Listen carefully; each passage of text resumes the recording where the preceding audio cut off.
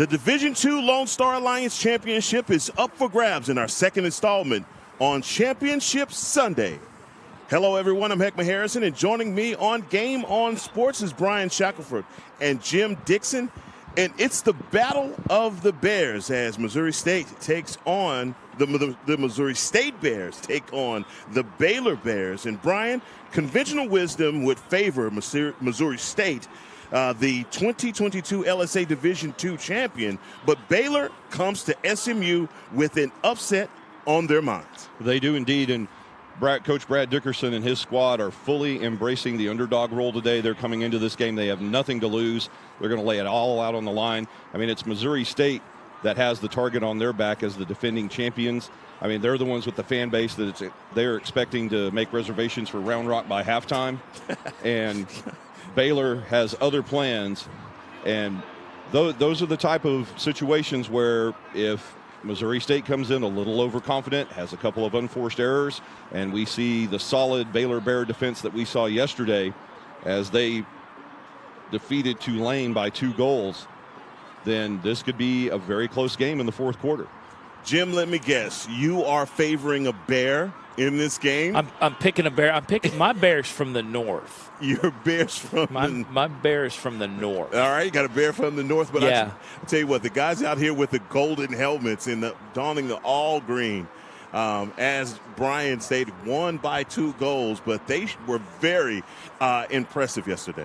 Yeah, they were, and I'll tell you what, they will keep this thing in check if Missouri State comes in, gives in to those unforced errors that we saw early yesterday, kind of puts it on the turf. Let's Baylor kind of have a peek at those 50-50 ground balls or 50-50 loose balls. They're going to get a test, and that's certainly something that they wanted to come down here and have a test. They probably don't want to come down and initiate one. So that they got to have their head on a swivel. They got to know what they're doing. If they execute, they are a strong and formidable opponent, and Baylor's going to have to answer. Brian, yesterday for the Bears, like you said, they won by 2. But give me some players to watch for the Baylor Bears that you noticed yesterday that may come into and have some carryover from yesterday into today. Well, what you're going to look for initially is number 13, Giuseppe Randazzo. He runs the offense for Baylor. He had 2 goals in the game yesterday. And coming in, darting in, another player to watch on the offensive side, number 26, Coy Hancock, the 5'8", 145-pound freshman from Aurora, Colorado, with the hat trick on the day for Baylor and getting the feeds from Randazzo. Randazzo very efficient up top, and as he moves down in the crease, dishing, passing, dekes, fakes, getting the guys on the wraparound coming out of X. So the offense flows through Randazzo, and if he can find open players like Coy Hancock and also number 6, Mark Brugner, it could be an interesting day for the Missouri State Bears. On the other side for Missouri State, when you look at them and the kind of day that they had yesterday, give me some players to watch on the other side for Missouri State.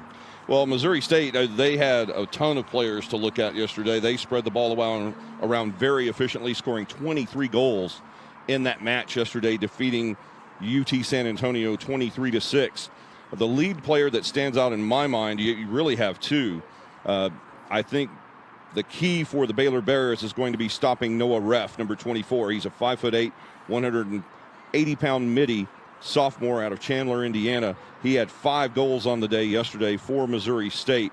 And the other gentleman that they'll have to watch, the man with the fantastic hair, Kyle Hunter, number 8. He's a 5'9", 155-pound senior from right there in Springfield.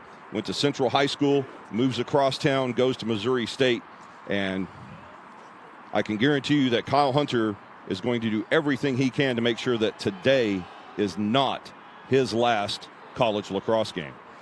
And also for Missouri State, how impressive yesterday was their goalie, number 26, Thomas Wood. He had himself an outstanding outing yesterday as well. Indeed he did. The 6'1" sophomore from Columbia, Missouri, had a great game, multiple stops, holding UTSA scoreless in both the first quarter And more impressively, in the fourth quarter, he just completely shut down the Roadrunner offense, allowing only 6 goals on the day.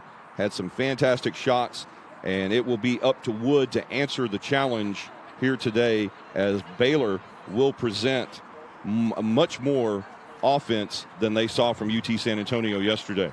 Brian, give us our officials on this game here at SMU. Very talented officiating crew here today for the Division II Championship. Your referee this afternoon, Mr. Dustin Perkle. The umpire today, James Fancher, and the field judge, Chris Daly, as those 3 gentlemen all working yesterday in one of the 4 semifinals that we covered here on Game On Sports, and they crew up today for this Division II Championship. Division II Championship on the line as both teams meet at midfield to get this on, and Jim Dixon is contemplating a career change and being a referee. Not at all. Not at all. Not a thought never crossed my mind, to be frank. Not at all. I heard you. Oh. I heard you. Oh, no.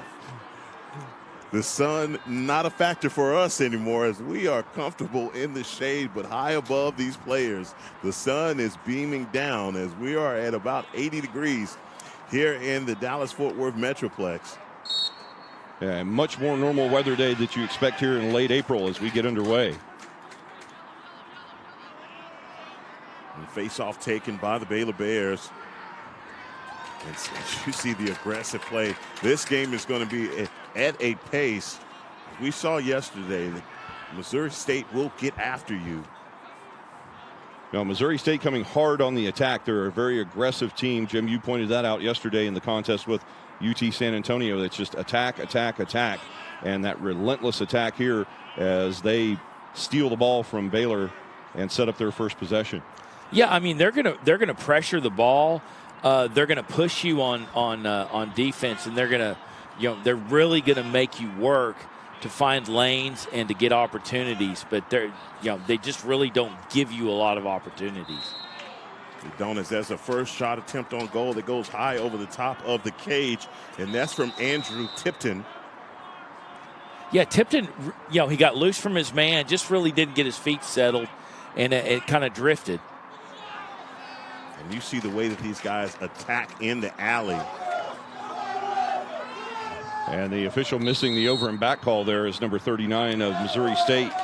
Caleb Griffin came across the line but got back in time before the eyes of the field judge caught him on the wrong side of the midfield stripe. That's an example of the feet being quicker than the eyes there for Caleb Griffin, able to get back across and not get the penalty. But defensively, I was going to point out the defense for the Baylor Bears, but just like that, Andrew Tipton gets in the alley and the score for Missouri State. No, and that's a lane that they have been exploiting, that near side lane. Tipton took an earlier shot again here, as you see in the replay, just went wide on that outside pole, on that outside post, and beat his man. But really not unchallenged by the Baylor defense, and Baylor's really got to correct that, get a body on those guys, and make sure those hands are pinned. Yeah, they caught Will Smith out of position on that play as Smith on the slide opens up the lane for Tipton to make the shot in the goal, and a 1-0 lead for Missouri State. Austin Faust down at the X for Missouri State. As they get settled in on offense, it's 13-13 here in the first quarter. Missouri State up by a score. Did not take them long. It's quick twitch offense for Missouri State. And something we see here early we did not see in the matchup against San Antonio. Oh, my goodness. They actually set up the ride here rather than running on the fast break, and it looks like that goal is being waved off on a crease violation. And I'm telling you what, they called Kyle Hunter with his toe on the crease, because I thought that shot was off before he stepped down, but nonetheless, referees right there to make the call. They waved the goal off. And Jim, with Kyle Hunter making the shot, if you want to give us today's Kyle Hunter hair update. He's going with the Peppy long stockings again. I think he felt lucky from yesterday. The double ponytail. The double ponytail. He will wear a single braid. We have not seen that We saw that a year ago, but he will switch it up on you. Double ponytailed up for Kyle Hunter. The Pippi Longstocking reference did not take long from Jim. Well, it's that long flowing auburn hair. That's all I got. I'm limited here. Baylor Bears in the all green with gold trim, gold helmets. Aggressive defense early there. Missouri State in all white, maroon trim. Yeah, and Baylor really need to seize that opportunity and have a extended, purposeful possession, work a shot. Well, credit that to Missouri State's Caleb Griffin on the ride and X. And as the result, they get the ball out and score. Blake Donnelly with a laser shot from the left side, standing in the crease, able to set his feet and get that shot away.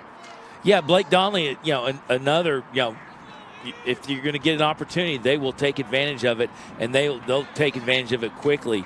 You got to put bodies on these guys on the short perimeter, and the poles were kind of resettling off that fast flow. Daniel Lemus down at the X for the Baylor Bears, going up against Caleb Griffin. Bears able to come away with the face-off. This is a game where Baylor can't afford to get down by much to Missouri State, because they will not let you up off the mat once they get you down. Oh no, not at all. They need to control these runs. That right there was one of those errors that we, unforced errors that we saw Missouri State kind of riddled with. They really didn't get going yesterday into the second half. Kind of really stifled their opportunities. And that was the first one that we've seen kind of an unforced error from Missouri State today. Yeah, this is as you've seen right now early for the Bears. They hadn't spent much time down on offense. Missouri State has dominated here in the first quarter, time of possession on offense. Well, the transition game right now in favor of Missouri State, even though Baylor actually with the lead right now on faceoff wins, but Missouri State able to take the ball away in transition and force more offensive opportunities. And now 3 goals on the board for Missouri State. And that's the freshman, the 6'4" freshman, Marshall Schwope, with the bouncer and score. 10:31. Whew. Missouri State up by 3. Wow. Yeah. They're blinking, they're up by 3. Yeah, you really, if you're Baylor right now, you got to stop it. And you need to sustain possession. You need to get the ball pushed around and take full advantage of it. And exactly what I was going to suggest. Coach Dickerson's going to call timeout and settle his squad down when we come back here in the first quarter. Timeout called on the field. We'll take a timeout here in the stands and be right back as play resumes.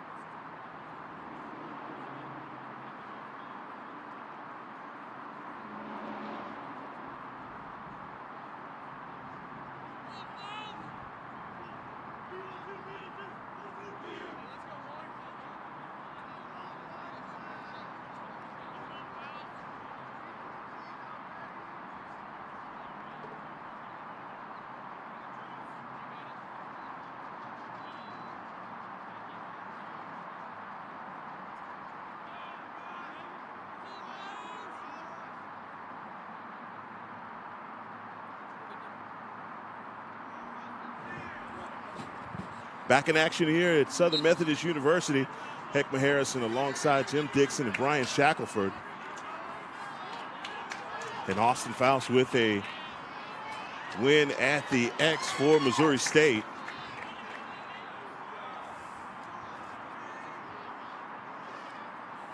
Yeah, Faust, I mean, just very good off the face-off, but Baylor applying pressure and not really how you wanted to start coming out of that called timeout. You really wanted to get some energy, get the ball down in your offensive zone instead of playing on your heels.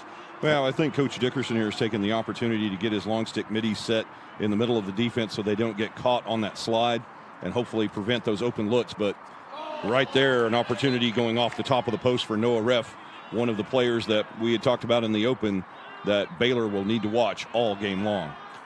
Yeah, there's just a ton of tools to contend with. You got opportunity Right. you got opportunity abound on the Missouri State side. It's a shot that goes out of bounds, and possession will stay on this end with Missouri State. I want to say Bears so bad, but it's just call it. Call it even. God.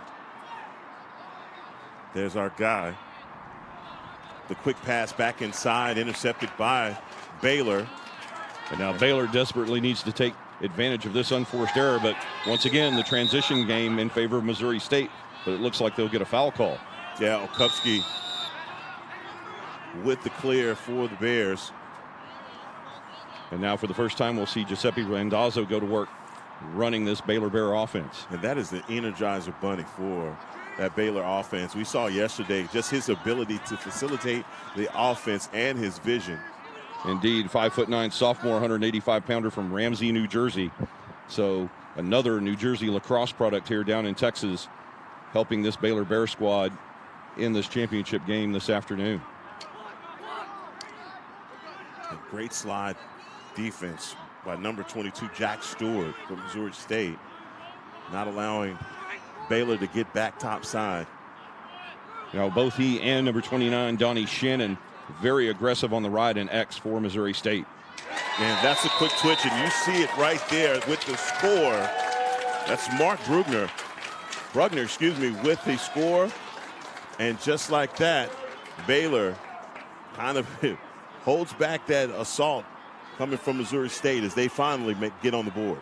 Yeah, Brugner pulled himself up back through the backside, was just waving for open. I mean, he's down there like a 7-Eleven open, and just they finally found him. Went cross field. He went down low and popped the thing in, and hopefully Baylor can build on that and get this thing brought to a manageable deficit and can reconstruct. Indeed, and also their credit on the pass, finding Brugner open just here on the near goal line extended. Giuseppe Randazzo, you had mentioned it earlier, Heckma, his sight and his vision able to thread the needle to Brugner for that opening goal. Someone on defense needs to get out here immediately on Noah Reff. We see that guy, his quick strike ability for Missouri State as substitutions come on for Missouri State. And so far cleanly played, no penalties yet. One's had to sit in the sin bin. Yeah, I mean, I think what you see with Missouri State is they just have so much depth. They can give you a couple of different looks with these sub packages. They can definitely play defense in the transition part of the field. Look at Ward getting back around the crease, this time being very careful not to step on the crease also. Fantastic footwork there by the Baylor Bear goalie as Ward tried to go low on the post side and able to shove that away. Although Missouri State retains possession here with 69 on the shot clock. 7:05 left here in the first quarter. Well, the first nice move there on that save by Nick Ledeski.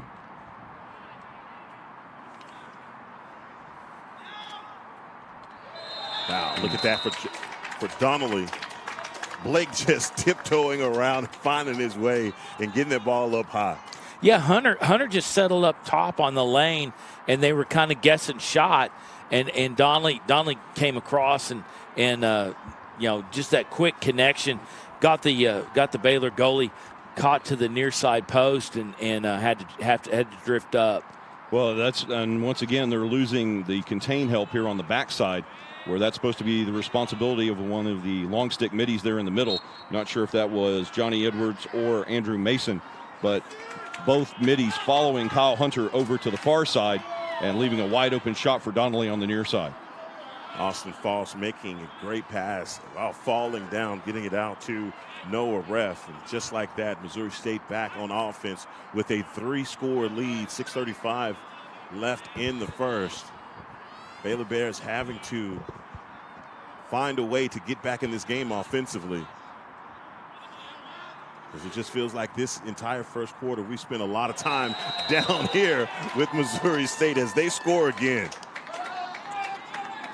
Yeah, Zof just drifting, kind of drifting there, waiting for him to cut in. Once he found that angle on the wing, he just dropped the hammer on it, and you'll see him kind of drift along and just on that near side pipe and just make it hay. And I mean, Baylor's really got to get it on the offensive zone, be purposeful with it, and make sure they're taking quality shots.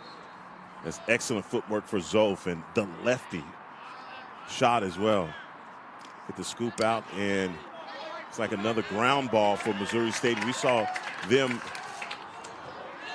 in the game yesterday just attacking. Boy, and as I'm talking about these guys, they come right back out, and they are on a roll. If you are Coach Dickerson right now, maybe another timeout is needed as Missouri State is just completely manhandling.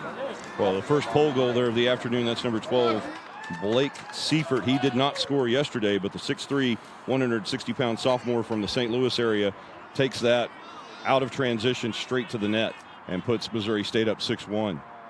That's when you know you got it all going your way, when you get the pole goal going. Yeah, Seifert on the wing on the face-off, his responsibility is really kind of get out there and keep the ball live on the face-off. And when you have the ability that he does where you can scoop across the back line of the restraining area and then put that thing into the offensive zone, I mean, that's as good as you can get. Look at the lefty coming across. Boy, in the rear check at the last minute, deterring that shot from Colton Daniel. But he's going right back to work, finding it in the middle, and that's one that ricochets off the pipes and comes right back out. But good job there by the Baylor goalie. Yeah, Nick Ledeski in good position there, forcing Tipton to go a little bit wide to the offside, and just too wide, bounces it off the post instead of putting it in the net. We saw yesterday Ledeski had some stand-on-his-head moments. Yeah, and the good save and the transition, the push to the transition goes all for naught at the turnover at midfield, and then they roll back in on the offense, or right back into the defensive zone. The guy that we're talking about, Ledeski, with the save. Giuseppe Randazzo just not able to get through the traffic, showing his displeasure with that stick. Well, it was basically just taken down by Noah Ref on the play. I mean, it was clean, but one of those situations where obviously Randazzo frustrated. And a lucky break there for Baylor as Derek Suter scoops up the ball, but he's standing out of bounds. And with that possession, we'll go back to Baylor.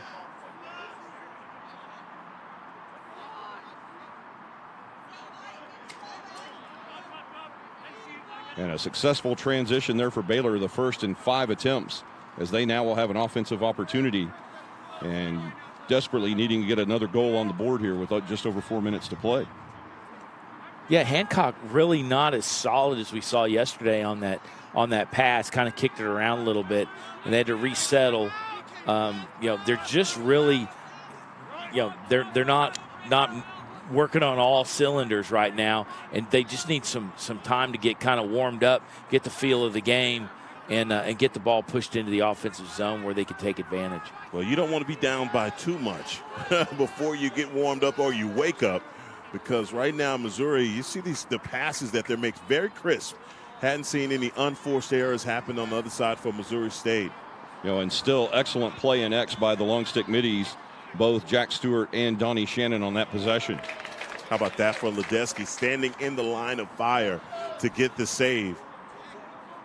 Please make sure to like and subscribe to Game On Sports for all of your LSA championship needs here today at SMU. Already have the Division III in the books as the Division II championship underway. And a squandered opportunity right there for Sean Douglas. He was one-on-one with his counterpart Trenton Meeks. Yeah, Douglas just came up across the restraining line and really kind of settled, and then came back as soon as he felt space. Came back and they hit him in stride, and he had everybody beat but the goalie, and just wasn't able to take advantage. 2:41 left here in the first. Bears trying to find an answer. A pass over the top of the cage.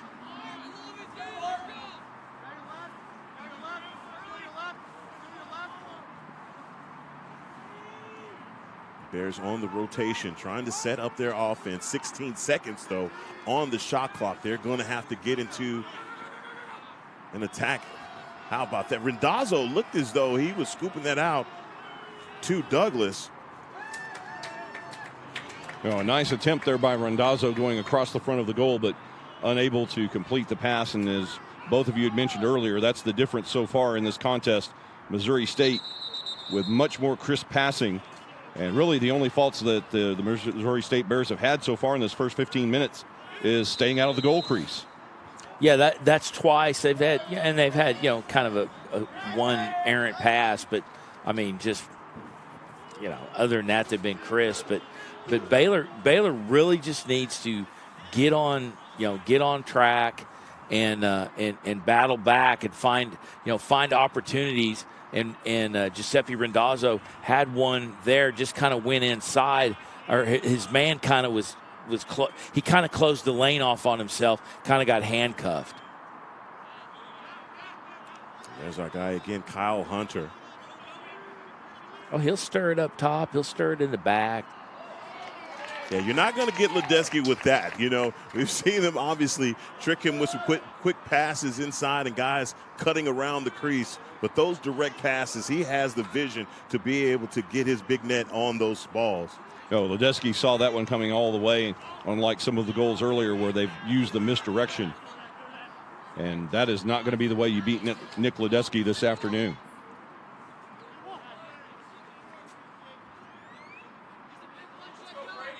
Brady Vincent working from behind the X for the Baylor Bears as we see the screen coming over.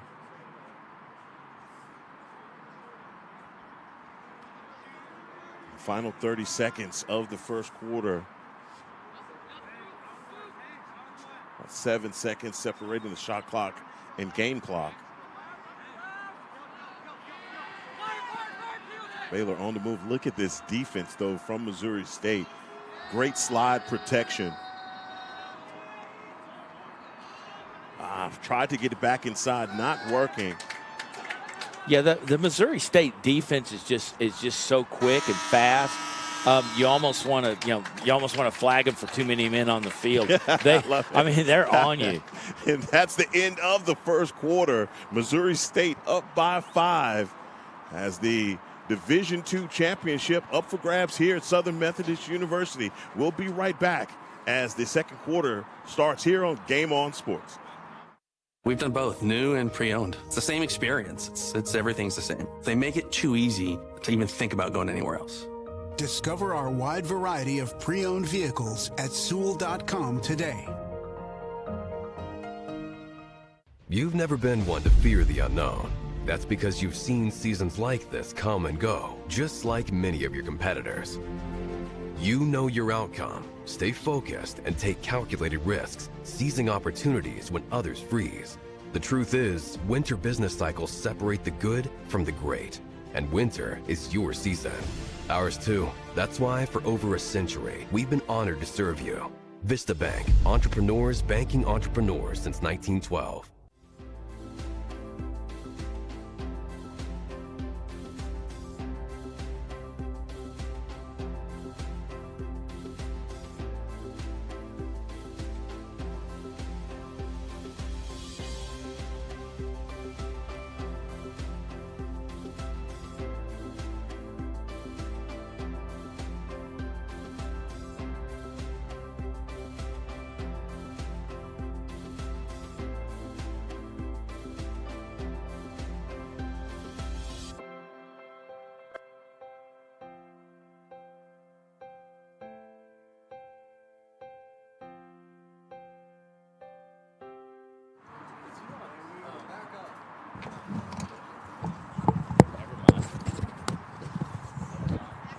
Back in action here for the beginning of the second quarter. Thank you, Tim.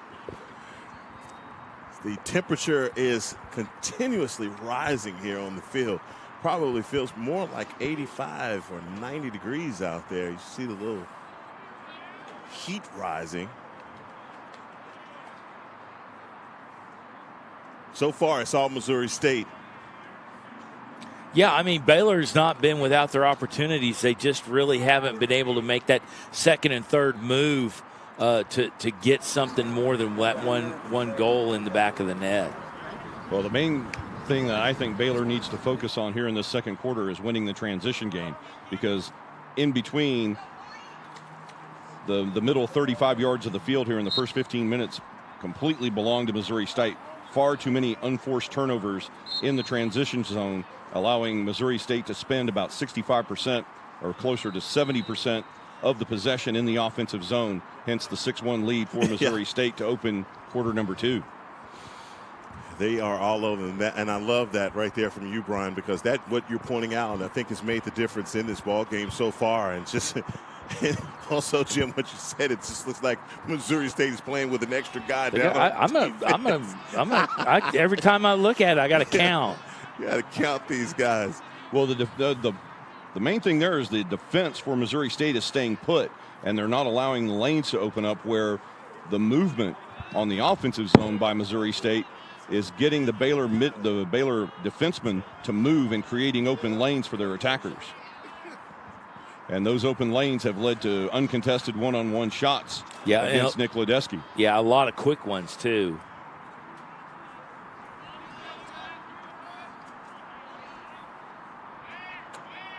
See here, these guys have switched goals here as the Baylor Bears is now on this side for us, and they have got to get something going on offense, as we've pointed out and seen over these goals. Anytime you get those extra possessions on offense, that leads to success. Eventually, the ball will go into the net. Yeah. Well, and it's really working around to get that quality shot. Yeah, and it was the constant pressure yesterday by Missouri State on UT San Antonio. They just kept constant pressure in the offensive zone, winning the game in transition. And eventually your defense is going to break down when you continuously have to defend instead of allowing getting your team on the attack. And the same thing happened here in the late stages of quarter number 1, as the Baylor defense started to wear down a little bit and allowing Missouri to get out to a 6-1 lead. And Baylor bringing the ball in from the end line. This is Mark Rudner bringing the ball in for Baylor. Again, Baylor's going to need to play with a little bit more pace here, because as soon as Missouri State gets the ball, they are quick twitch in transition. I mean, still early here in the first half. I mean, 13 minutes remaining in the second, so the pace I'm not so much concerned about, but they need to be effective. And if they're going to play this slow pace, Jim, they need to score every time they get the ball. And that's the only reason why I point out the pace. In any other sport or basketball, football, when you're down and the other team has all the momentum and you're just kind of meandering around, it seems like to me you would play with more of a sense of urgency, maybe would be the word, versus pace, because that signifies to the other team that maybe you're in a bit of limbo and don't know what to do. We point out the defense, Jim, and the way that they're playing in that zone is giving them problems, but they've got to find some pace and play a little bit quicker, because, look, Missouri State's not going anywhere. They're going to keep this same thing going. Oh, yeah, they got that boa constrictor defense set up, and you're going to have to deal with it. There it is. Give me somebody cutting to the crease and a shot attempt. But again, still down here on offense for the Bears, and that's going to benefit them greatly. Right, and you have to admire that here, the work by Baylor in this offensive possession. Although now there's the unforced error that may give Missouri State possession, and this is where the problem is. Heckma, you had mentioned it earlier, because Missouri State can come down here and score quickly. And look, they take no time. They're right down here. The earlier shot attempt on goal. They did take, about 8 seconds off of the shot clock. Right, and luckily Nick Ledeski in the proper position to make the save. Otherwise, it's 7-1 Missouri State. No, Ledeski is solid. He just hadn't had any luck right now. Those guys are really on top of him. And think to this point, we've already had 2 crease violations and guys right in close on him. Yeah, I mean, you're Ledeski and you're back there with your poles and you look at this jailbreak and it's just it's a rain down on you offense and you got to set it up. You got to have your defense set up and you got to win that transition game. And Baylor's kind of falling short. Well, improved play here by Will Smith, staying in the center of that defensive setup with his long stick. Instead of moving side to side to allow those lanes to open up, he's staying put and challenging the man up top. And that was what led to Alex Zof having to dish the ball. And a bad shot there saved Ledeski. Sure did. And Ledeski, Johnny on the spot right there as soon as that pass comes off the head of that stick. A good job and look, spinning and weaving through traffic. A great individual effort there by Mark Brugner. Yeah. Not at all. That's exactly where he was going. He just put enough zip on it. Oh, he is stopping. That's a great Brugner effort. was drifting back here. He was wide open. Not enough zip on that pass. Well, no, I mean the footwork that Brugner used to stay in bounds as they were trying to shove him over the timeline. Very true. That's sarcasm. God. And Bruckner there taking a shot. And that's the other thing that I like here in the second quarter is Baylor is putting more pressure in the offensive zone, and they are getting good looks and good shots on the Missouri State defense, much unlike they had in the first 15 minutes. No, I mean, and to your point, I think there's probably 2 or 3 shots at over 4 to 6 inches, and it had been right on point and very successful, something to build from. Brugner again working inside. Boy, that was right there. Maybe a hair off. Maybe. Oh no, that was going to in. The right. Yeah, that was going in. But Trenton Meeks sticks the big net up. I mean, that was going to go about 3 inches under the pipe, but he pops up that big net and deflects that away. So this, that was all Trenton Meeks there on that save. It definitely was. And that's the first time that we've had the Missouri State goalkeeper really had to put in some work here in this first half. But it's starting to gel for Baylor as they're making Meeks work now instead of letting his defense corral Baylor's offense outside of the crease. And just like that, back on offense for Missouri State.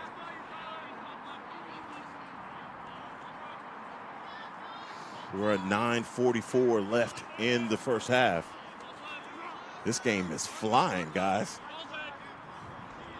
Well, they've kept the ball moving at a quick pace. Not many stoppages of time with out of bounds, penalties, fouls. They've kept the clock moving because the action has been moving back and forth with a tremendous speed here in this Division II championship. Moving in close. That's a great pass across the middle of the teeth of that defense. And my God, a laser shot from Waddle. Man, that is the shot that they were looking for, and they got it. Yeah, Waddles came up from his lane and denied his left hand. He was going to come around and then just spun to his right to get some zip on it. And oh my gosh, he almost bent the iron on that thing. Brian, that had to impress you just a little bit.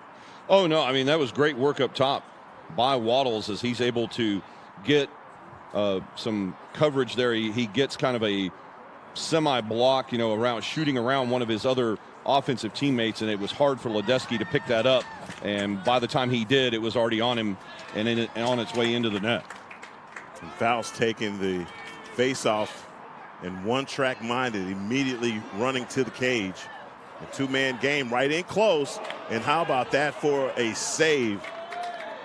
That's good work right there by Trenton Meeks. Yeah, that's an all-world save by Meeks, as Christian Schultz had him dead to rights just outside the crease. Yeah, Meeks just held his ground, and the Baylor Bear ends up in the goal. Meeks wasn't helping him out either. Welcome to my workspace. Christian Schultz working from behind the X. Hadn't said a lot about Giuseppe Randazzo here in the first half, other than the pass for their one score. No, Randazzo has been neutralized in transition by the transition game for Missouri State. So they saw Randazzo as a focus in the transition game, and so far advantaged Missouri State as they have effectively shut Randazzo down here in the first 22 minutes of this match. And I tell you what, the ID that for the Missouri State, they are going after every ground ball, and you better get on. You better get a glove on glove, right? Because they are in transition quickly, and Noah Ref, my goodness, man! Again, these guys are just attacking. It looks like that goal is going to be waved off. Yeah, I think they had an offside here at the timeline. So that's 2 goals that's been called off so far. That is correct. But they sped up the transition. They went deep, then they came back out to ref with momentum coming in, and just hammered it, and just got caught short with the offside. Well, these were the type of unforced errors we were talking about in the open, Jim, where Baylor needs to take advantage of situations like this. And another prime example here as the clock moves past the midway point in this second quarter. They need to score here and drop this back down to a 5-goal advantage.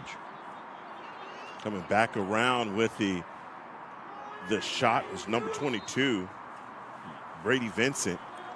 Yeah, how that ball did not go into the net. It was a kick save at the last second by Meeks to kick it just outside the pipe. And those are 2 shots that we've seen from our vantage point that was close, but they're finally able to cash in and move the nets. And there's the first tally of the day for Coy Hancock. Yeah, Hancock really kind of got left unattended up top, and they were looking for that lower side. Hancock very quick off the pass. And Baylor can seize on this momentum, try to keep chipping away. If somehow they can bow their backs, as you say, Jim, and maybe cut this down to a 3-goal lead before the halftime break, we could have a game on our hands here in the second half. Well, they have an opportunity, and especially with the 2 goals that they have been waved off. Plenty of opportunity being given to the Baylor Bears. Indeed, and now they have an opportunity to capitalize again here as they're back on the offensive zone. And they have 70 on the shot clock as Brugner sets up the offense.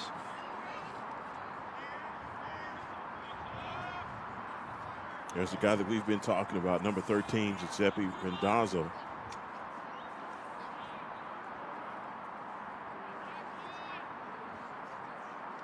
Look for Randazzo and Brugner here. If Brugner misses this shot to try to set Vincent coming out of X on the wraparound. Vincent able to control the loose ball, still working from behind X. Randazzo with a shot that goes over the top of the cage. Yeah, he just had his cross interrupted there by number 29, Donnie Shannon. Shannon sticks the long pole in there and doesn't allow Randazzo to follow through, hence the ball flying over the net. Yeah, you can't take much of a shot unless you get your hands free, and they're tying up Randazzo's hands. And winning the ground ball war and maybe losing the turf monster war as it sticks his hand up, a flag being called, maybe a push in the back. And up until this point, a clean game. That is our first yellow hanky on the turf this afternoon in this Division II championship. Awaiting the call on the other side. No, that's exactly what it was, a push. Push in possession now for Missouri State.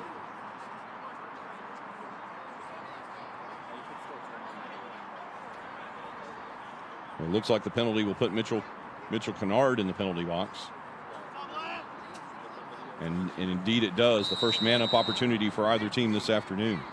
Yeah, Baylor just really needs to fight this one off and make sure that they, don't walk away with a goal. See if they can cash in as they go with the rotation. As you see a cutter going in immediately, and that's number 24, Noah Ref working in around the crease.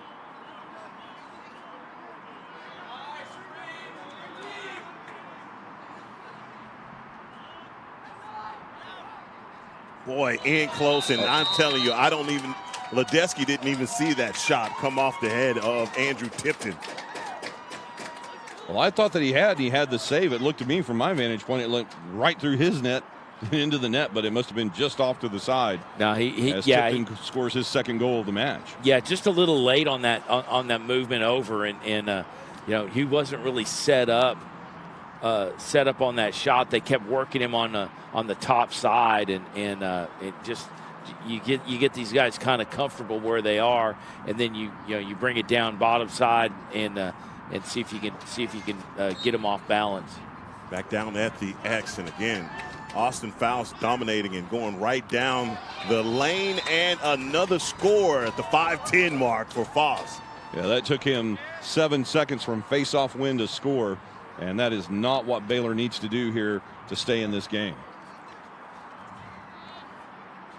And again, benefits from just rolling right in to the offensive zone off the face-off, and really not paying any deficit when you can do that. No bad outcomes attacking the goal. Let's see if Faust can get a repeat as we get a procedure penalty. We're a little jumpy. Kupski trying to get the clamp a little too early. 5-minute mark here left in this Division II championship.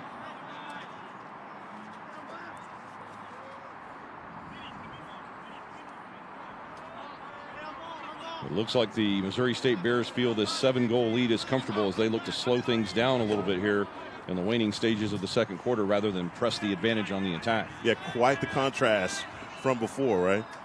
Yeah, and it's definitely demonstrable, as you can see, that what was lightning quick attack by Missouri State, now they're being a little bit more deliberate as they look to put goal number 10 on the board here with just over 4 minutes to play before halftime.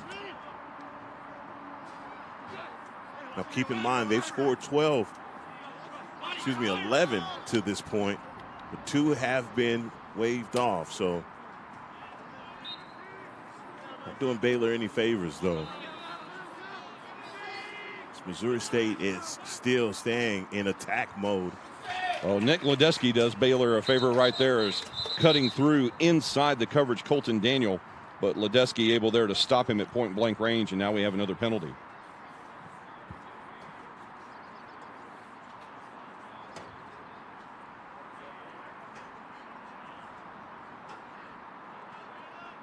And penalty called, and still possession is going to stay with Missouri State.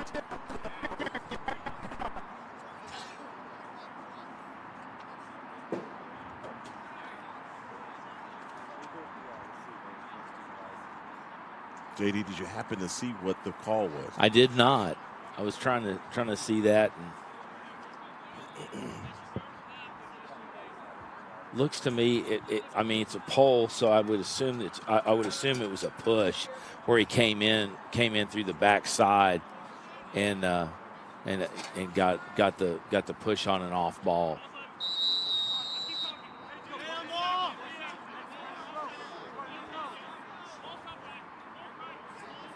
And our guy with the hair, Kyle Hunter.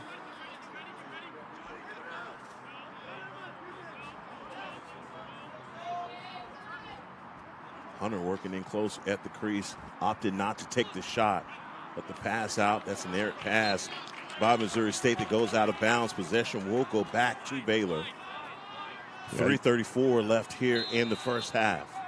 Yeah, usually Blake Donnelly with a better pass than that, but I believe his cross was interrupted on the follow-through by the long stick mid on that far side, Ethan Warfield. And instead it ends up being a ground ball going under the cross of Neff and across the end line for the turnover. Oh, my, how about that? Almost a skipper in. He was that close. Well, we saw those opportunities yesterday. They they are set up for the 10-man ride, and they have their keeper out of the crease, and feel like that's, you know, obviously more beneficial for them, and I understand that completely. But when you see those opportunities, and Baylor is obviously prepared for that, and saw that thing open up and took the shot. Looking for the opportunity.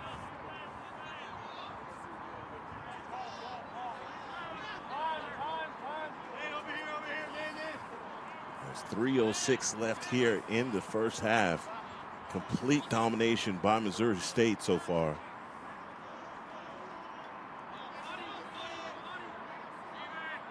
And they have spread the offense around quite effectively. 7 different goal scorers responsible for these 9 goals here, and still a little more than 2.5 minutes to play before halftime. Yeah, I mean, if I'm a kid looking for a home, I'm calling Donnie Curran up and saying I'd like an opportunity, because I mean that it is a true team approach, and they don't rely on one element. They spread the ball around. They give a lot of opportunity, and kids get to play. No, they really do. But I love how aggressive they are, and they're really special on defense. But other than that, the way that they attack the ground balls, man, it is not 50-50 as we talked about yesterday. I thought it was just in their matchup versus UTSA. No, that's who they are. Yeah. No, that's what has allowed them to win the transition game here across the midfield stripe this afternoon and stay dominant in this contest with 2 minutes to play in the second quarter. Yeah, if you want to put it on the turf, they'll take care of it for you. Another save for Ledeski and a yard sale. Yeah, Ledeski was solid on that. Came out. I mean, he was well to the top of the crease on that stop.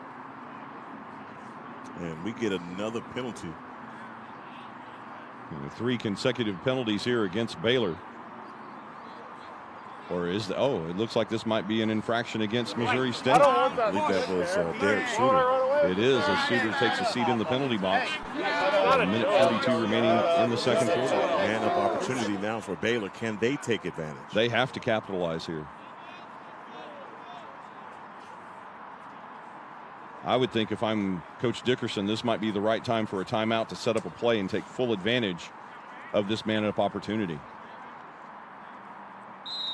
Well, they typically have 2 or 3 man-ups that they'll pocket, so they know what they want to do. It just kind of depends on what Missouri State gives them.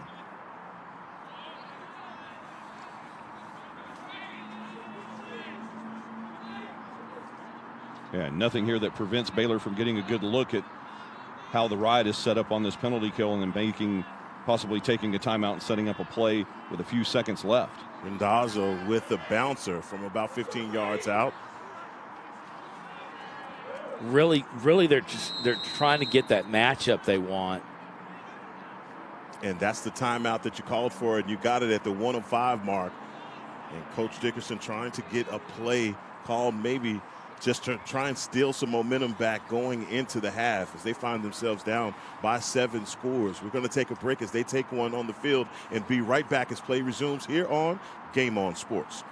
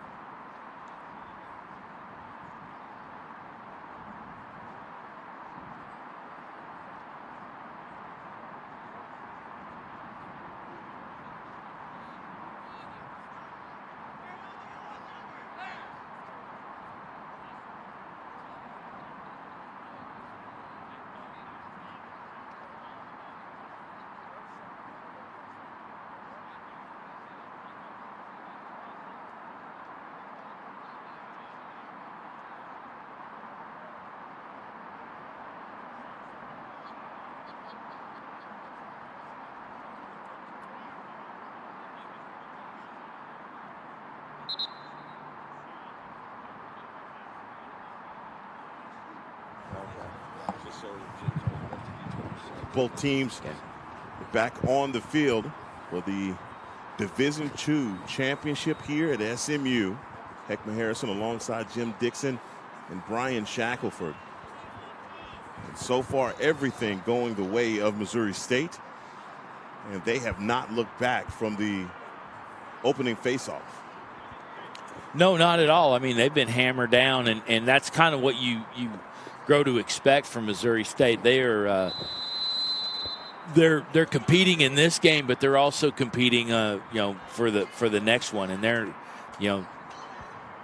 a very unique squad that you don't see a lot. An interesting play here by Coach Dickerson. I was just about to ask you about that. Yeah, no, I'm sure he's got a play in here, but I think this is part of what they want to do is take the clock down to somewhere inside 20 seconds before they get started. So if things don't go the way of the Baylor Bears, there's not enough time for Missouri State to respond, but you don't expect the errant pass. And that's exactly what they get, is the errant pass. And Missouri State going the other way with numbers. Nice save there by Ledeski to knock that off the pipe. And Colton Daniel looked like he had an opportunity, but ran himself out of a scoring possibility. Great pass inside from Daniel and Andrew Tipton. Wow, that is the hat trick for Tipton, as that is his third goal scored with just 9 seconds left here in the first half, and that plan backfired on Coach Dickerson. And could not have been a more disastrous series of events for Baylor. They were looking to take that clock down, get a shot on goal within the last 10 seconds. Instead, the unforced error on the bad pass gives Missouri State possession, and now with 9 ticks remaining before halftime, instead of it being 9-3 Baylor, it's 10-2 Missouri State. And then you turn over to Faust again, and you got to really look for Suter looking to try and cash in again. Sorry about that, JD. I saw 49 pick up that loose ball and immediately go to the shot, but just like that, Baylor finds themselves down by 8 at the half, and I don't know, guys. It's really a head scratcher right now for anything that Baylor can do to try and get back in this game. I mean, as you've said before, Jim, no lead is safe in lacrosse, but right now all of the momentum on the other side for Missouri State. No, and Missouri State's rolling. Baylor's got to figure it out. They keep, for example, the series that happened right before half. They were down there. They had everything set up the way they wanted, and they shoot themselves in the foot. And they have to stop doing that. They have to, and that's not what they do. That's not what we saw yesterday. They don't typically do that. And I think, they're looking at the scoreboard and they're kind of going, okay, we got to really do something, and they're putting pressure on themselves instead of relaxing and just doing what they do.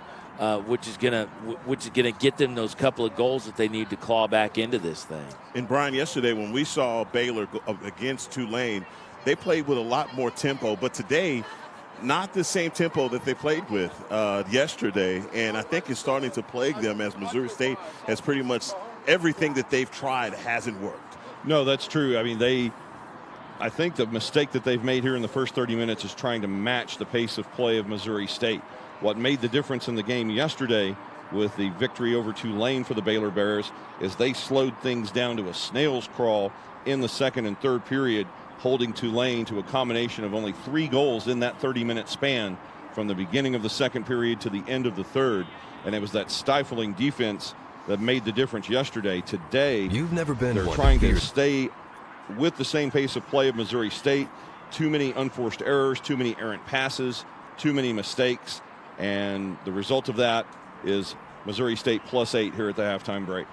As both teams get settled in for halftime, we're going to take a break as well. So far, everything going the way of Missouri State as a Division II championship is on the line for the Lone Star Alliance here at Southern Methodist University. We'll be right back for the beginning of the second half. You've never been one to fear the unknown. That's because you've seen seasons like this come and go, just like many of your competitors. You know your outcome. Stay focused and take calculated risks, seizing opportunities when others freeze. The truth is, winter business cycles separate the good from the great, and winter is your season. Ours too. That's why for over a century, we've been honored to serve you.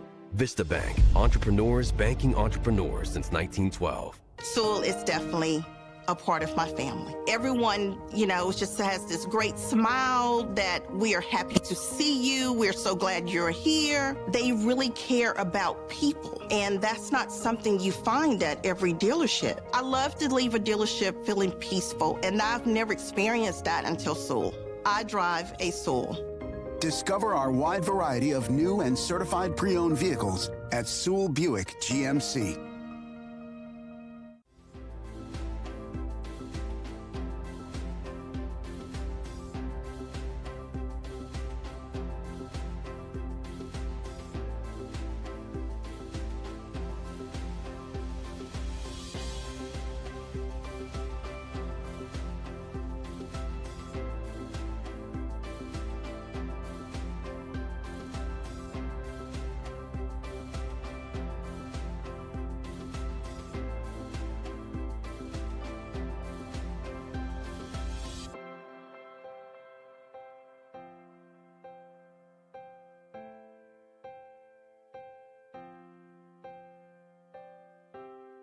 I actually look forward to car shopping with Sewell because I know that the whole process is going to be seamless, comfortable, and we're going to be taken care of. Buying a car is a big life event. I just felt very relaxed through the whole process. They put us at ease. There wasn't any pressure. It really felt like we were sitting at home trying to buy a car, especially with the cookies. I drive a Sewell. Discover our wide variety of new and certified pre-owned vehicles at Sewell Cadillac.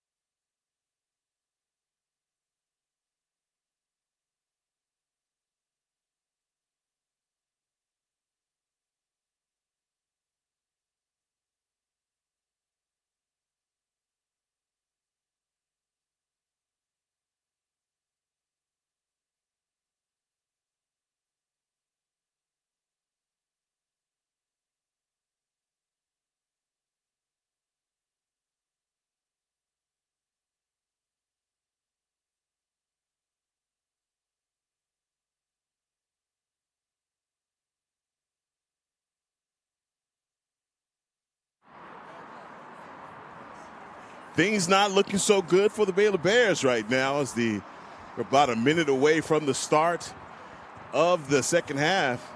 Heckma Harrison alongside Jim Dixon and Brian Shackelford. And guys, this is a runaway. We talked about it at the end of the first half. Baylor has to respond. Yeah, and part of that response is reduce the self-induced violence. I mean, you can't keep shooting yourselves in the foot. You have to just settle the ball, take your time, do what you're supposed to do, work your offense, play defense, quit spitting up the ball, quit with the unnecessary penalties. Sometimes a penalty's good to take, but if you're taking one, on a push when a guy's already fallen down, just let him go. Maybe the king of the one-liners. Self-induced violence, girthy goalie. Hey. You get it all here with Jim Dixon now.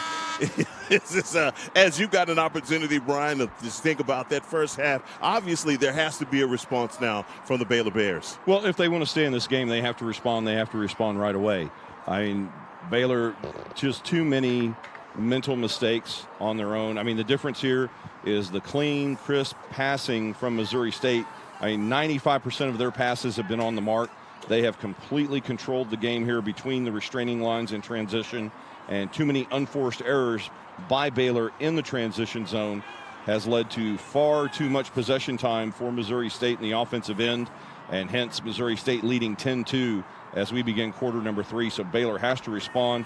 They have to get fired up, start putting a little bit more emphasis on putting bodies on bodies and blocking those lanes to keep Ledecky safe from one-on-one opportunities. And maybe the heat playing a part here, because it has definitely warmed up here at Southern Methodist University. But nonetheless, the Division II championship is on the line, and Baylor has to respond, finding themselves down by 8 scores here to start the second half. And as JD's coin, no lacrosse lead is safe. So we have to play this out. But so far, it just looks like Missouri State is swarming. Yeah, Baylor doing a more effective job in the second period, holding Missouri State to only 4 goals as opposed to the 6 they scored in the opening frame. But the Baylor offense needs to pick up more than just individual goals in each quarter. There's our guy, Kyle Hunter. Yeah, that was one of those errors that we kind of saw yesterday that would have turned into a potential turnover, and Hunter, just rights himself and gets the ball picked up, and Missouri doesn't skip a beat. Missouri State doesn't skip a beat. Well, that's I don't know, can't call that a triple team. There was a lot of guys right there at the crease not going to allow Noah Ref to get that shot off. No, and that's what they need. I mean, in the second period, that's an open lane for Noah Ref. Now the defense collapsing, or at least during the opening stages of quarter number 3, and protecting Ledecky, forcing Neff to go back outside. Now, they had the quick foul, but that's the kind of shot that Baylor would rather give up, is a shot coming across the crease there from distance by Zach Logan, rather than setting up one of the Missouri State Bears right on the edge of the crease one-on-one. Yeah, and again on the clear, Ledecky does his job, clears it up to the pole, and Baylor unfortunately rolls down across midfield, starts kicking it around again, and Missouri State did him a favor by letting it go out of bounds, but again turns right around, and Baylor has to resettle. Hancock there with a nice save. And that's one of the very few times, make that number 23, Sean Douglas with the save, one of the few times that Baylor has had a takeaway in transition. Yeah, that's true. And I'm not seeing that sense of urgency off the bench. I'm not seeing these guys coming through the gate. I'm not seeing the energy that they need to claw back into this thing. And, maybe that little momentum shift will get them. But right now they don't have it. Need to go deep into the reserves as we're 12:33 in to the second half. There's our guy, Giuseppe Rindazzo, with a shot attempt, but another save as number 23, Trenton Meeks, playing lights out, only allowing 2 goals here in this contest. And they're just the transition game for Missouri State just too quick for Baylor. And it's one 2 passes, and the shot is off. Boom, boom, boom. Yeah. No, it's very crisp, or very, very crisp and orchestrated. I mean, Kyle Hunter had it, had his line set. They hit him in stride. He just had to stop down and get a commitment from the goalie and just put it where they're going to tell you where they want it. And that's where they are. We are back at the X, and Krause again taking another face-off and earning those extra possessions. And that is a backbreaker I found in lacrosse, man. If you just can't earn a possession at the face-off, it's becoming completely one-sided.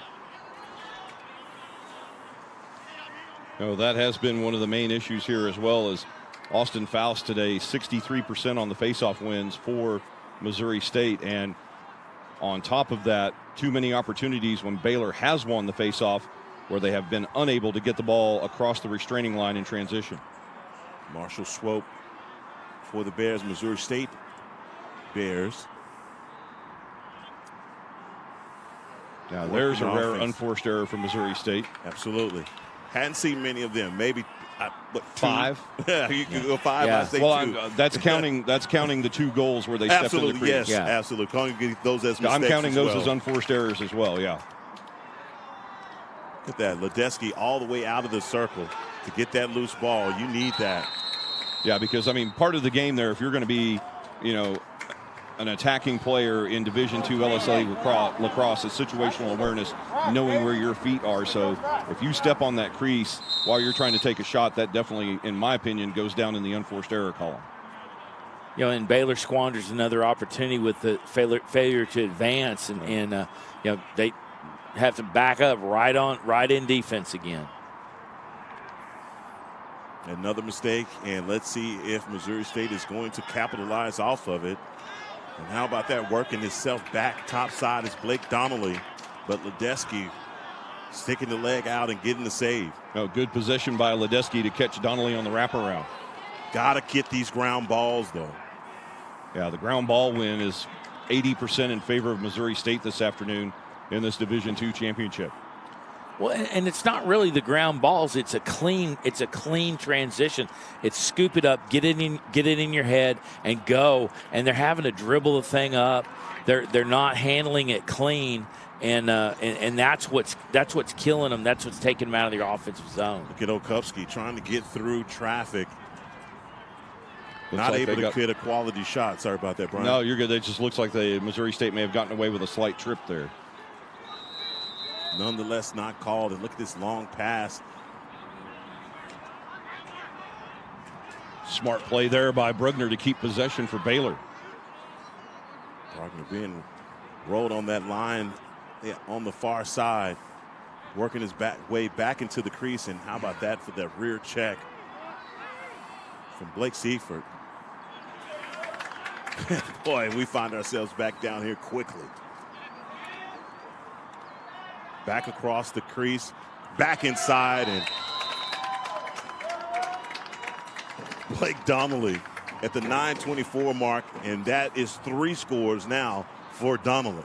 Yeah, Donnelly rolled in, made 2 steps, a fake with each step, and then did it cross-handed across his body, and just really kind of a touch shot. Really didn't have to put a lot of mustard on it. Already had the Baylor goalie kind of up in the air where he could take full advantage. Yeah, Ledeski didn't buy the first fake by Donnelly, but he did bite on the second fake. It opens up the far side of the net, and Donnelly just popped it right over his right shoulder for the score. They are back down at the X, but same result. Ethan Carter able to take another face-off for Missouri State. And Ethan Carter, the only Texas product on this Missouri State squad. He's from Ash Grove High School in Abilene. Yeah, we talked about him yesterday. He's the barbecue bird dog. They hit the state line, he tells them where to eat. Well, one of my favorite barbecue places is in his hometown, I can tell you that. Which is? Joe Allen's Barbecue. You got to share now. Oh, yeah. I'm not familiar with Joe Allen's. Oh, that's some good barbecue crab. and some even better steaks. They'll just bring you out the ribeye roast. You tell them how thick you want it cut, pay by the ounce, and you get a nice grilled ribeye with all the trimmings. And now that I've got us all very hungry, we'll check into this yellow flag on the turf here with 8:47 to play in the third. Actually, 2 penalty flags on the field, as it looks like the officials chose to empty their pockets here midway through the third period. Waiting on the call, but nonetheless will be a man-up opportunity for Missouri State. Cross-checking. Cross-check, yeah. And it looks like that will put Johnny Edwards in the penalty box for Baylor. I got beat, so I tried to go around and push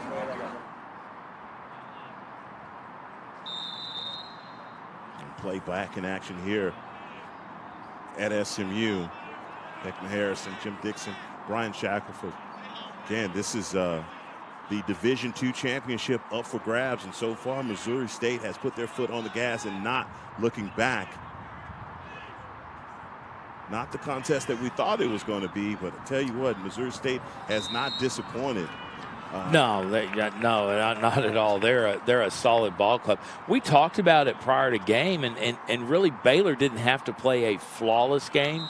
They just had to play a good game and see if they could put a little pressure on Missouri State, and just unable to do that out of the gate, and just unfortunately put them in this predicament that they're in.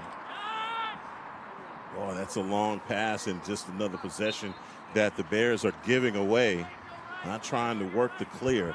Not even a lot of pressure being presented by Missouri State. You're just throwing that one away. Well, I think they're looking to take advantage of that empty goal. They saw that yesterday, and not a 1 in a million shot, but certainly a low percentage.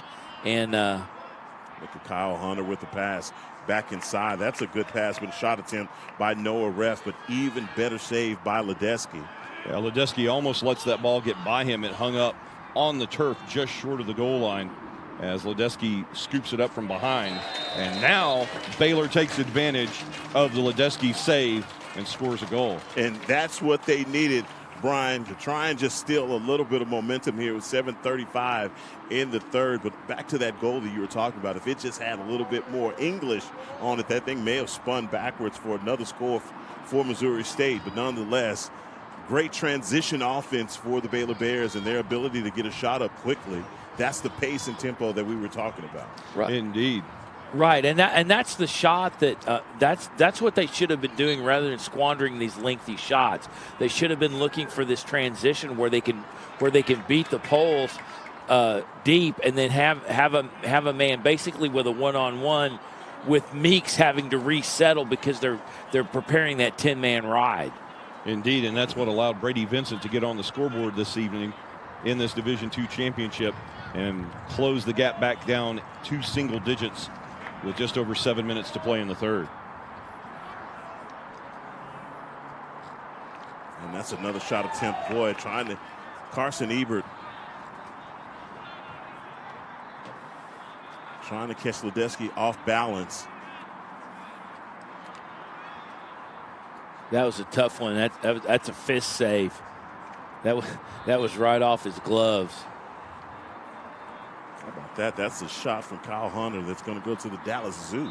Well, I mean, credit Jeffrey Graham with that, the long stick mid on that side, getting his stick in the way, not allowing Hunter to follow through completely, thus the high shot.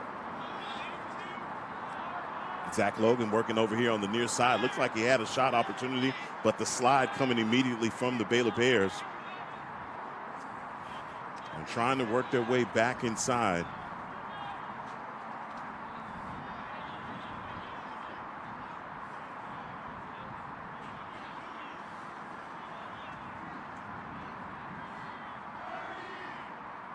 Waddles back in, and boy, a shot attempt by Blake Donnelly.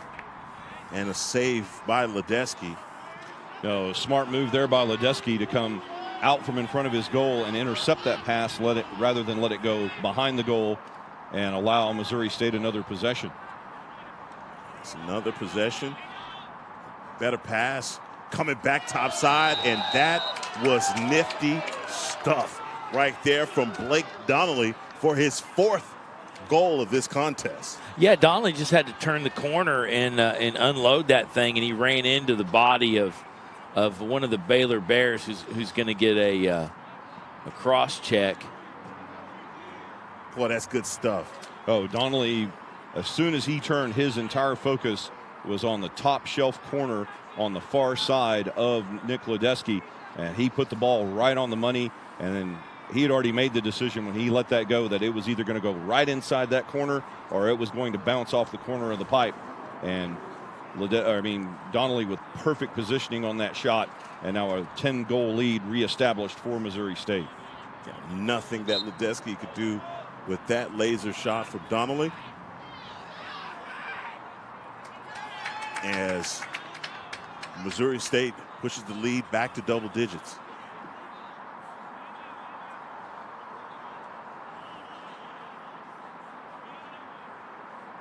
And now we're starting to see some different numbers here in for Missouri State, just like we did in the 3rd period of yesterday's semifinal.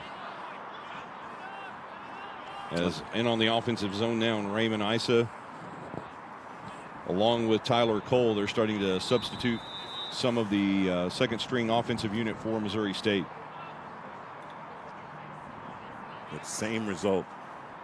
These guys are shooting as soon as that ball gets to their head. They're not wasting any time as we're 52 seconds into this. Well, 52 seconds left on the shot clock. And that's the 3rd shot attempt on goal. Yeah, I mean, if they're in space with their hands free, they're gonna take that shot, particularly out on the perimeter, and see if they can find some opportunity. You know, once again, yeah, what is that, the 4th or 5th? 5th shot in a row on this possession, and luckily for the Bears, Will Smith gets his long stick down in front of Noah Ref to knock that shot wide. They're just rocking and firing back here from 25 yards out. Yes. This is getting to the target practice part of the program. They are. I mean, coming in on that shot, Tyler Cole, as soon as he got that ball, he knew that he was going to take the shot. Just took 2 steps and gave it everything he had. It was just wide. Yeah, I mean, and if you're Baylor, all these are perimeter shots. Mm-hmm. Baylor's got to come out and put a body on it. Otherwise, you're just dealing with your goalie back there, Ledeski, getting peppered. And we still have some really good lacrosse ahead for you as University of Texas and SMU is the final game here in the LSA Championship Sunday.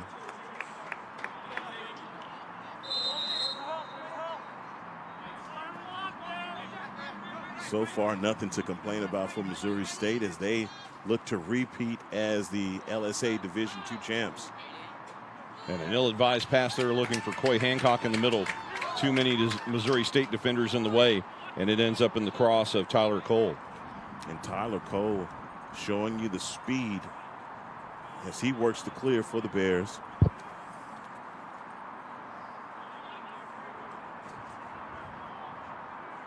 How about that? Getting back topside and finding an open guy. Yeah, Neff working really hard on both sides of the net goal line extended as he is not on the score sheet this afternoon. And you can tell by the way he's working here with 3:25 to play in the 3rd period that he wants to put a tally on the board for Missouri State this afternoon in this championship game. Well, he wants to join the party. I mean, he's done everything. Who wouldn't? Nobody wants to be left out. No, not at all.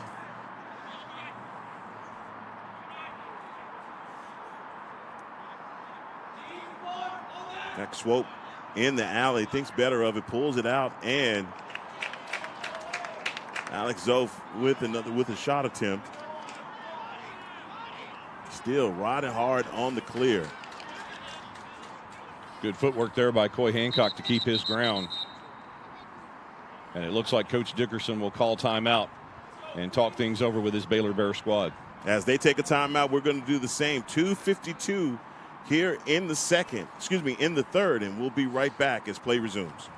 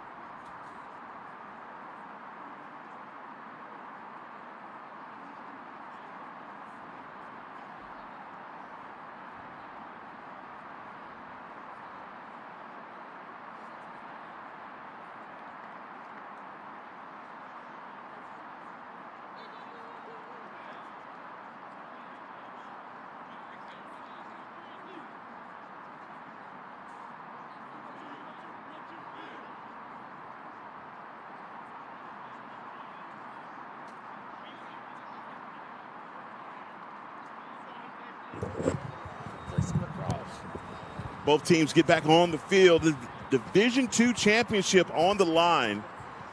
And Missouri State is determined to repeat as champions here at Southern Methodist University. Fellas, it started out, looked pretty evenly matched, and did not take long for Missouri State to exact their dominance. And these guys have not looked back as they lead by 10. And you have to even call out what you were talking about, Brian, the 2 scores that have been called off. Other than that, man, this would be a complete runaway. No, indeed. I mean, still 2:45 or 2:42 rather to play here in period number 3. We still have an entire 15 minutes of lacrosse to follow, as Baylor will need to toughen up here and try to put another goal or 2 in the net, because this is not how you want to end your season, by being the victim of a runaway here in the championship game. No, not at all. And this is a program that really, over the last 3 years, has really kind of redeveloped themselves. And, I mean, they have numbers that they've never experienced. You know, to make it to this Division II championship game is a tribute to what they've kind of overcome the last 2-3 years.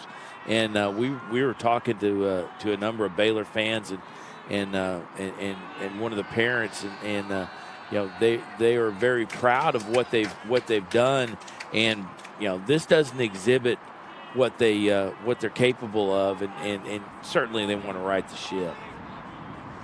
No, everyone has worked so hard to get to this point, as we've seen thus far from these contests. A lot of guys are pulling out some great victories to be able to play in this tournament. As we saw the Kansas State Wildcats coming in 4-5, battling through a season to then still pull off a Division III championship. But right now, Missouri State is just the class of that division, and you can tell right now, man, they're going to be a nightmare for any team that they come against. Well, I mean, you know, and they're going to step up, and they're going to step up on the national level here next weekend down in Round Rock, and you know, they're going to run into you know, a St. Thomas or whatever, and you know, you name the usual suspects, and there's a lot of great talent at that D2 level on the national stage, and you know, they're going to have their hands, so they're going to run into some people that are going to challenge them. I love that usual suspects reference. I will say this: they are the Kaiser Soze of that division, so you better watch out for Missouri State. Yeah, I mean, and Missouri State, you know, they're ranked. They're going into this weekend and continuing on with a sixth rank and nationally on Division II, and they're not sneaking up on anybody. No. I think it's surprising for me is the guy that we've been talking about all day yesterday was number 13 for the Baylor Bears, Giuseppe Randazzo. Just his ability, scoring ability also yesterday, he has been completely nullified by this Missouri State defense. Yeah, I mean, you know, when you have, you know, not a thin bench by any means, but you don't have the level of talent, it's really easy to identify and neutralize, and you know, that's one of the things that, you know, that Missouri State is focused on. And Mitchell Kennard able to work his way back inside as Baylor gets a score up with 1 second left in the third quarter. No, efficient clock awareness there by Kennard. Kennard, as he saw time running down and jumps in there, goes low to the far side on the goalkeeper Thomas Meeks, and now a 13-4 game as we're just 1 tick away from ending the third period. And down at the face-off for the end of the third quarter. And that's going to do it. 1 quarter left for the Division II championship here at Southern Methodist University. That's the end of the third. We're going to take a break and be back on the other side for the beginning of the fourth here on Game On Sports. We've done both, new and pre-owned. It's the same experience. It's everything's the same. They make it too easy to even think about going anywhere else. Discover our wide variety of pre-owned vehicles at Sewell.com today. You've never been one to fear the unknown. That's because you've seen seasons like this come and go, just like many of your competitors. You know your outcome, stay focused, and take calculated risks, seizing opportunities when others freeze. The truth is, winter business cycles separate the good from the great, and winter is your season. Ours too. That's why for over a century, we've been honored to serve you. Vista Bank, entrepreneurs banking entrepreneurs since 1912.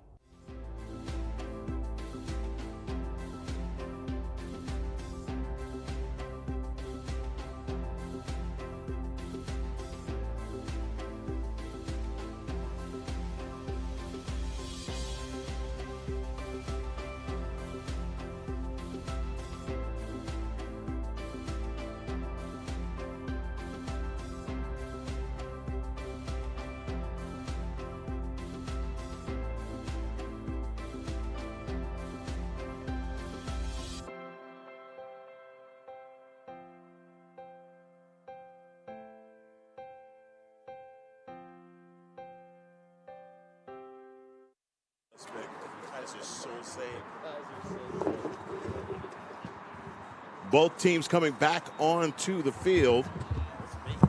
This is the fourth quarter of LSA Championship Lacrosse Division II up for grabs.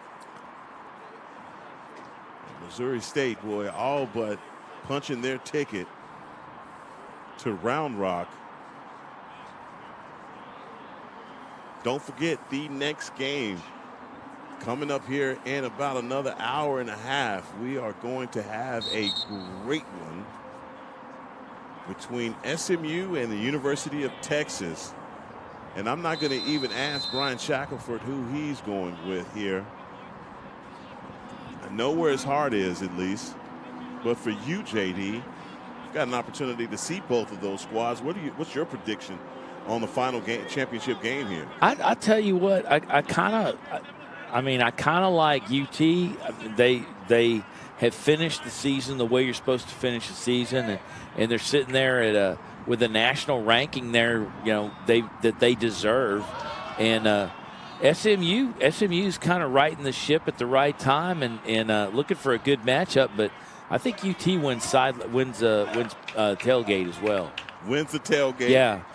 And that's really what we're all here for, is to see who wins tailgate. I mean, we're on Southern Methodist campus. Kind of hard to win the tailgate on their campus. Hey, I mean, when you show up, you show up. But look, I think it's going to be a lot closer than you anticipate, as Baylor gets another score here to open up the fourth. Oh, by no means did I say they were running away with it. I just said I said I think they got the upper hand. It's a guy last name Winters. Very true. SMU is a salty club. They are not to be easily dismissed. No, they're not. And they played so physical against Texas A&M. Love that matchup yesterday.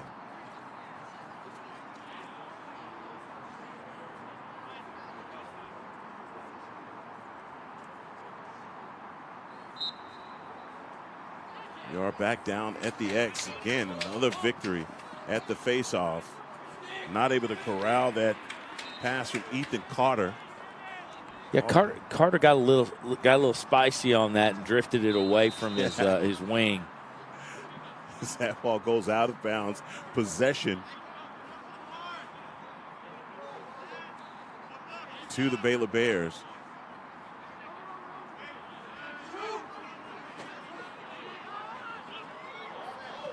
Oh, wow. And that's another long distance goal. Looking to clash in. If you see something, take advantage of it. But I would still opt for one more touch on the midfield, and then see if you can beat that defense deep on the run.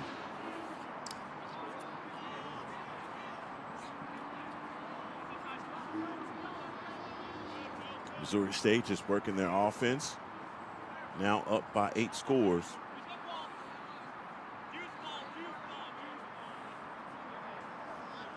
No, and give Baylor credit here as they have scored the last 2 goals in this match. It was a 10-goal disadvantage for Baylor, and they've now trimmed that to 8 with 12:45 to play in the 4th quarter. So a couple more goals, and this could get interesting. Oh yeah, I mean it's not, you know, we got to get to that point, but there is certainly opportunity. Yeah, well, Baylor not going quietly, I guess. No.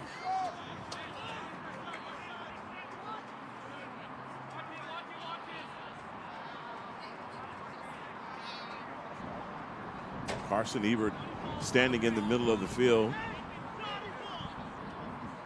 with the dish to Noah Ref. Yeah, Missouri State looks like they're starting to play clock here now, Heckma, with 12:15 remaining in the 4th. Not so much interested in getting off a quick shot, as even now Noah Ref looking back at the 80-second shot clock as he sets up the offense up top.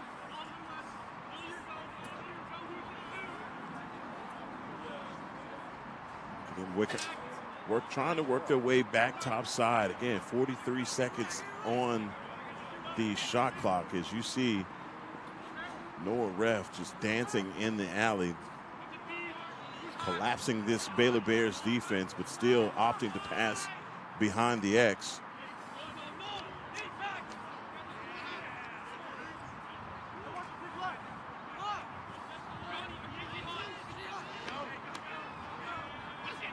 Great pass inside. Look at that. Trying to spin. The spin move almost worked as he's trying to get that hand free. No, a nice ride there on the near side against Marshall Swope by Will Smith, the long stick midi for Baylor, as Swope tried several different moves to get around Smith and unable to do so. Yeah, Smith was just having none of it. He was riding. He knew where the lane was, knew what was going on, and forced Missouri State back through the X, back up top to resettle. Yeah, but what that does is resets the shot clock for Missouri State. And shot attempt left of the cage. But possession does stay on this end with Missouri State. Yeah, nice look there by Alex Zoff. He tried to turn around and take the quick wrister to the far side, but about 1.5 feet wide of goal. And Missouri State back on the job as they are halfway through this shot clock. Well, and that's a great rear check there by number 59, Will Smith. A little too great. As he gets called for the foul, and a fresh 80 for Missouri State. Fresh 80, just what the doctor ordered for the Missouri State Bears. That fine line. Will Smith saying just can't get away with anything these days.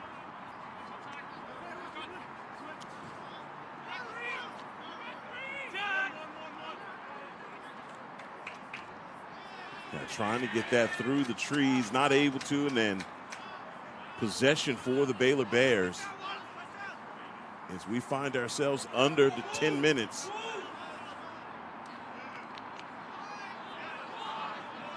The LSA Division II trophy will be awarded immediately after this game. Randazzo takes a push in the back.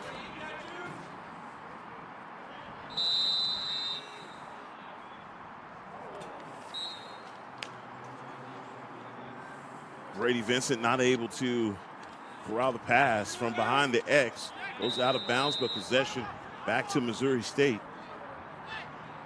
Still holding on to that 8-point lead.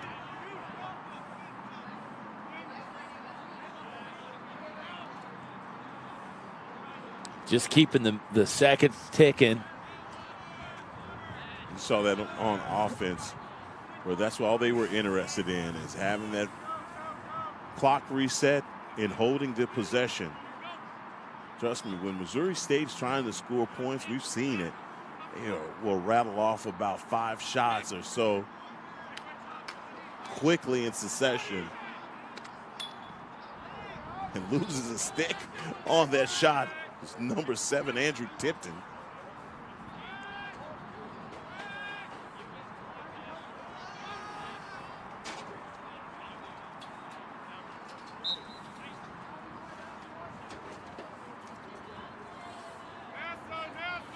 Possession stays on this end with Missouri State.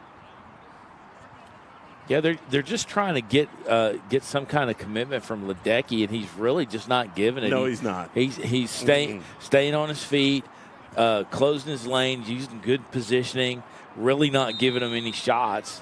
And great defense, but you got Baylor at this point really has to get the thing pushed to the offensive zone. Yeah, well, Missouri State also in more of a four-corner style offense here with 8.5 remaining, as they're trying to just find the right lane, the right opening on the outside. They're not pushing as hard as they were earlier in the game, trying to just force shots on goal and hope something goes in, which many of them did go in, obviously, as they lead 13-5. But here they're more looking to take time off the clock and find just the right shot, the right opportunity for their offense. And finally, the Baylor Bears, with an offensive possession. Get a flag, and Baylor will have a man-up opportunity. 56 seconds on the shot clock. And now they also have the opportunity to play the advantage here prior to the penalty call. The double team coming from behind the X. Working it back up top.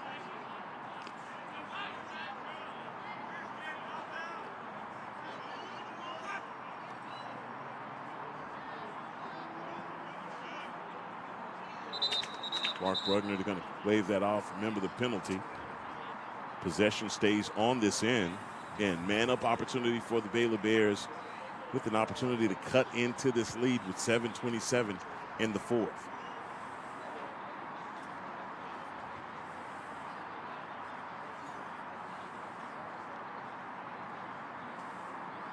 Yeah, Baylor's going to settle in on the wing and Okay, they had they had 8.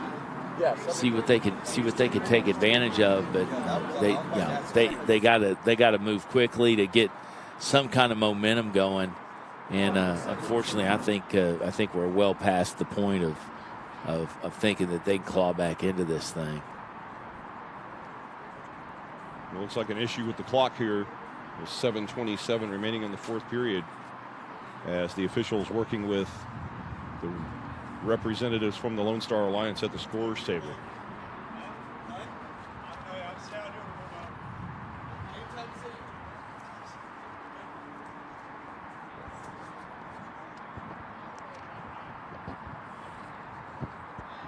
I think we got the clock issues worked out. No, we don't. The clock has not started.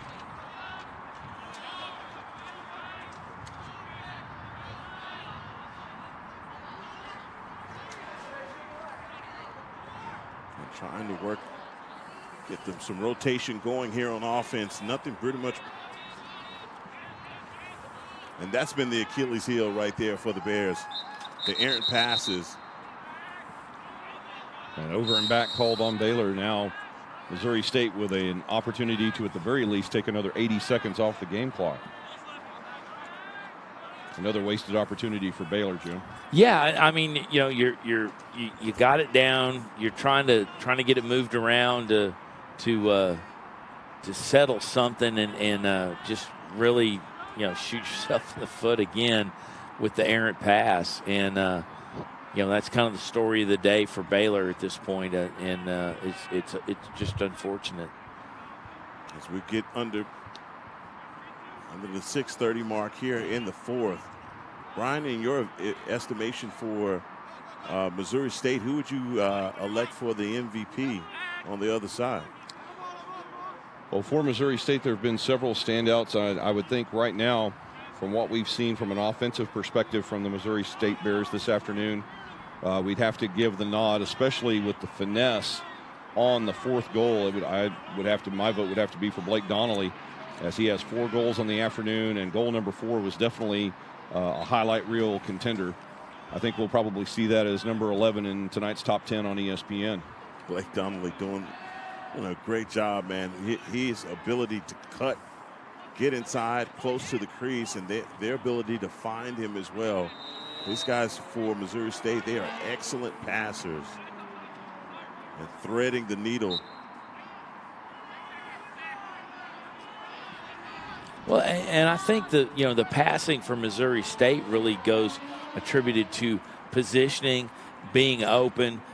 You know, it's not being open; it's moving to an open space, and that's really kind of their motion offense. It's you know, you're gonna, if you have the ball, you're gonna pass, you're gonna shoot, but you got to create that off of that movement, and they do the same with receiving balls.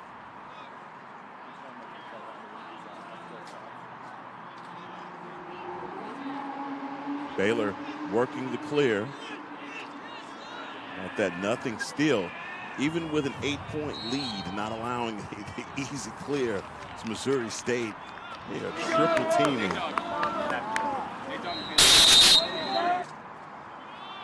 Yeah, it's hard to find the open man when you're just sitting there looking at three bodies sometimes.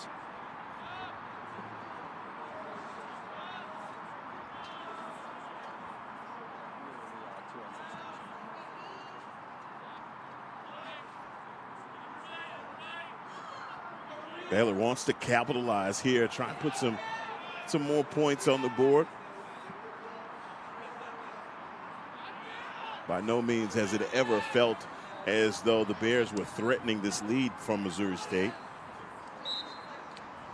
No, and I mean, they just were unable to string anything together in any kind of substantial measure, and you know, they had it in fits and starts, and then they, you know, have an unforced turnover or something where, you know, it just steals momentum from them, and just very difficult to work in that environment and keep pushing the ball upfield and eat into that lead that they gave up in the first quarter.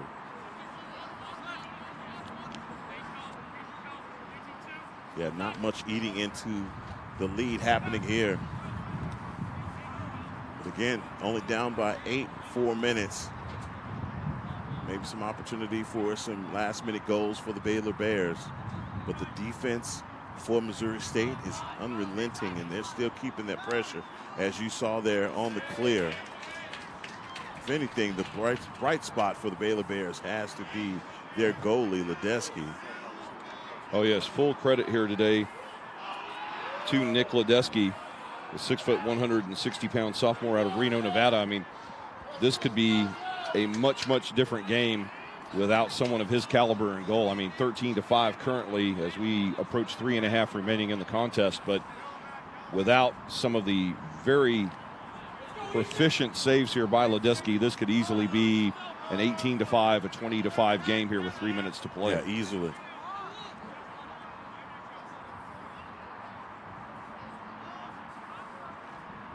So definitely full marks for the sophomore. It'll be one of the highlights, I believe, that I'll be looking forward to in the 2024 season of the Lone Star Alliance, to watch Ledeski in goal as a junior and see him get even better next year in the 2024 campaign.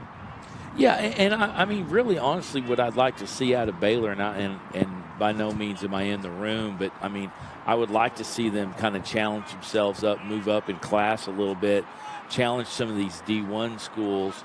You know, not on a wholesale, but intermittently throughout the schedule, and see if you can, you know, strengthen your program and fortify that with those challenges, and you know, and continue to grow, and you know, just look at the sideline. The numbers that they have is tremendous, particularly when you take into consideration what they've had going on, you know, what they've undergone in the last 3 years. But you know, take that opportunity to step up in class. No, indeed, 41 men on the roster for the Baylor Bears, and certainly nothing to hang their head about in this 2023 season. A bit of an unfortunate result here today as Ledeski makes another fantastic save. But I see this as about 55% positive, 45% negative, as this is something Baylor can build on. I mean, Missouri State is just, you know, a powerhouse here in Division II lacrosse in the MCLA. I mean, let's step outside the Lone Star Alliance for a moment and look at the MCLA as a whole. You know, you're looking at Missouri State being, you know, one of the top 5 or 6 teams in the nation in all of MCLA, and for Baylor to still be down less than double digits here with 90 seconds to play, full marks to the Bears, and I see Coach Dickerson using this as a stepping stone to build toward an even more exciting 2024 campaign for Baylor. That's great points by both of you guys, but I liken it to what you see in football with some of those FBS and so lower level Division I teams stepping up in competition, going up against those ranked opponents, and maybe then you start to see the rise in level of play once you get to this point. Yeah, and I mean, I think on a national level, it's really not a measurable in basketball, but in football, it's really kind of comes down to revenue. You get to that midpoint, you try to step up on a home and try and pull those schedules in, rather than taking these revenue games where you're playing the first 3 games of non-conference for a highly ranked team. But I mean, really on the MCLA. On this level, that doesn't play into it. I mean, really, it's just kind of, opportunity. Hey, I got an open spot. I'm asking, can we put something together? And these coaches, taking those opportunities to kind of step up, where Kansas State has had that opportunity just out of logistics. They had to create those opportunities to step up and fight at a higher class. Yeah, this has not been much of a fight when you think about this matchup between Missouri State and Baylor. Completely one-sided all the way through. As we are 5 seconds away from the championship trophy being awarded to the Missouri State Bears that have not looked back and have capitalized on every miscue by the Baylor Bears to come away with the victory here. Brian, I'm going to give you the word on what you saw and just how dominating Missouri State has been. Well, I mean, this has been, the 2 games we've seen here this weekend, thorough dominance by Missouri State. They outscore their 2 opponents in these 2 games by a total score of 36-11. The onslaught of the offense has been nonstop. And as I'd said earlier, were it not for Nick Ledeski in goal, this would have been a much more lopsided game today than it turned out to be.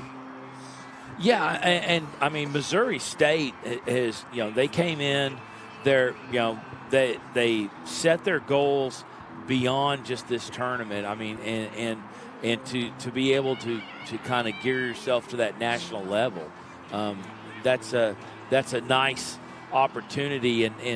And Missouri State, when they schedule, they have to kind of guard against setting themselves up for some of these sucker games where they're going to go in and kind of get caught short like they did in Duluth.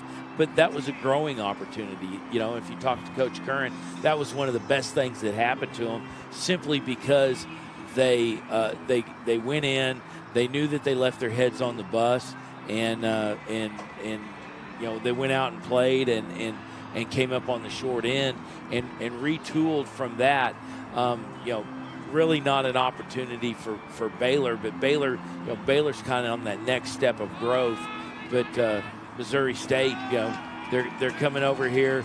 They're going to pick up their LSA trophy, and obviously it's thank you. We appreciate it. Appreciate the opportunity, but